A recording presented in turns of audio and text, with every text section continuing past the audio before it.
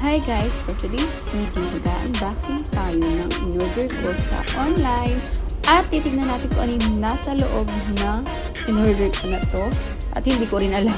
Kaya check natin guys. Samahan nyo ko, i-open natin to at tingnan natin kung ano yung mga nasa loob nito.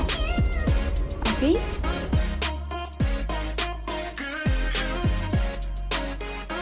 So guys, na-curious lang ako nung nakita ko to sa FB. So, tinry ko lang siyang orderin. Tingnan natin kung talagang legit ba to.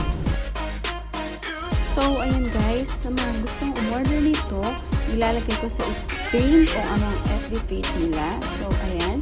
Ayan, search nyo na lang yan sa mga gusto.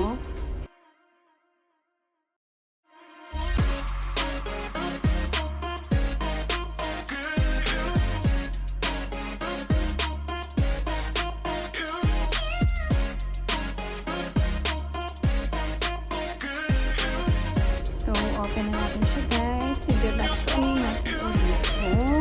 Hindi ko na ito. Baka kasi scam. Iba kasi scam. Ayan. So, legit siya guys. May laman. Ayan. At ito yung laman ng packaging na to.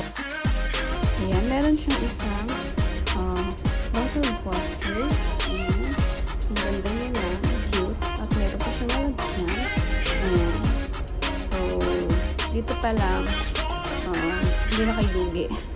Meron pa siyang straw. Ayan.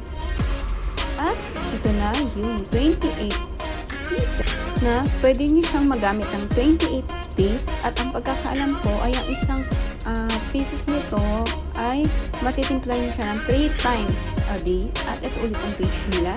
Ayan, sa mga gusto order. At hindi po ito in sponsor. At gusto ko lang i-share sa inyo kung ano yung naman ang packaging nila. Kasi guys, yung iba is, ano na, scam.